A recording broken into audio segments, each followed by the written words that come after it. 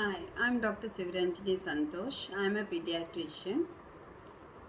Dengue is preventable.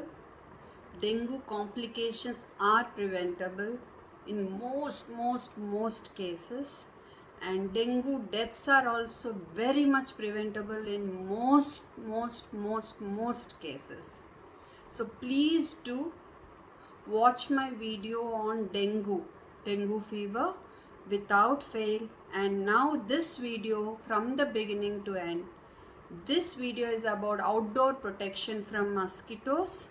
After listening to this video, make a nice plan about how you would approach protection from mosquitoes as far as your child and your family is concerned. And in my next video I will talk about indoor protection from mosquitoes.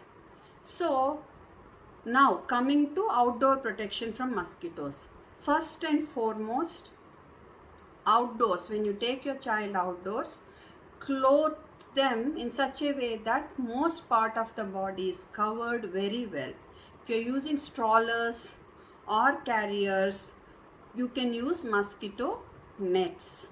You can use broad brimmed hats to protect the face from mosquitoes. So these are the things you can do, and the clothing needs to be loose. If it is tight, the mosquitoes can still bite your baby. Second thing is, the clothing should not be very bright. It should be simple and plain. So this won't attract mosquitoes if the clothing is simple and plain. Keep this in mind. Secondly, please do not use soaps, scents, skin lotions, etc. with fragrance, especially those with fruity or floral odor.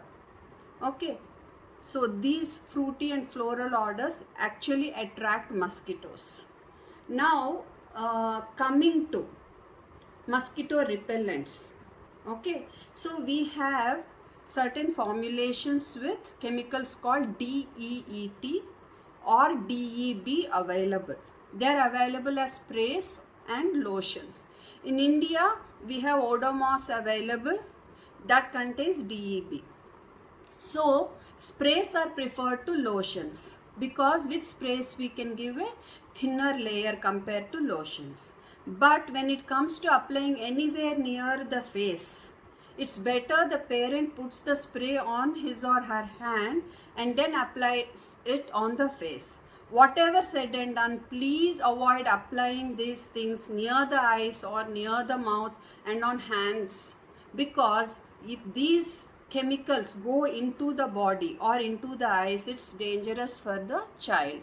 So in fact, maybe we should avoid applying them on the face. Coconut oil may help to some extent when you have to apply on the face, but to some extent only. So remember that point as well. And by applying a thick layer, you're not giving any added benefit. So please avoid doing that.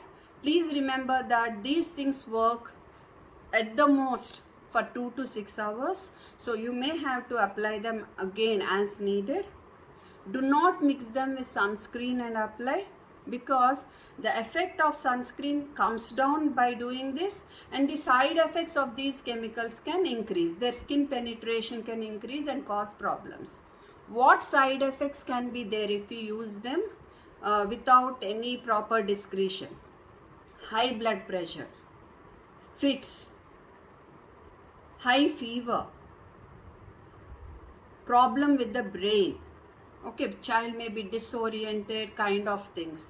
So please do not use these things indiscriminately. Do not use them in covered parts of the body. Use them only on exposed parts of the body, and do not use them on raw areas, like wherever there is wound or wherever the skin is broken. Okay, so use them only on intact skin, outdoors, and only on exposed areas. Avoid using them on the face, hands and feet. Now, there are certain natural mosquito repellents available. They contain neem oil, lemongrass, then citronella, eucalyptus, cloves. So all these things. So many of them, most of them, their effect is almost 1/10 of the effect of DEET or DEB. Remember that.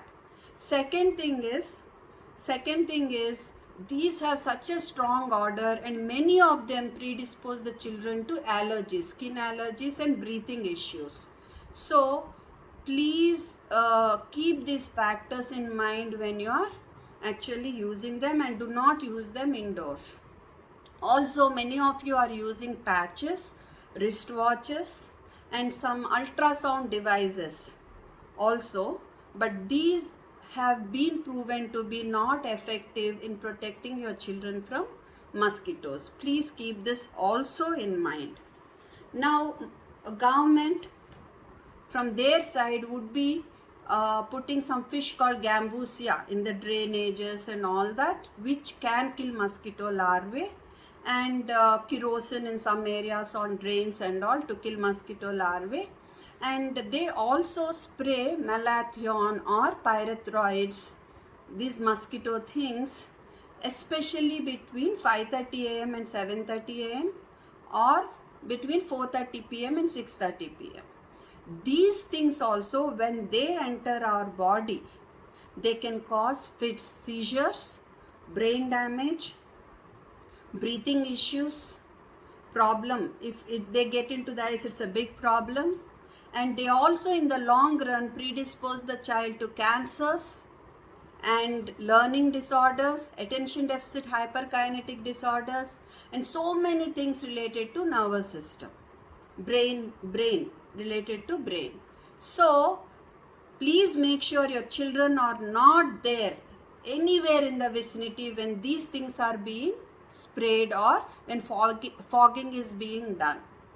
And tell your children not to handle the vegetation while playing in the playground, because if they handle the vegetation and again put the hands in their mouth, that again makes sure that these chemicals are entering their body, and that's not at all a good thing to happen to the children. So parents, be aware, and also please do watch my next video on indoor protection from mosquitoes. Please watch my video on dengue fever. Be prepared, prevent dengue related complications and death. Thank you.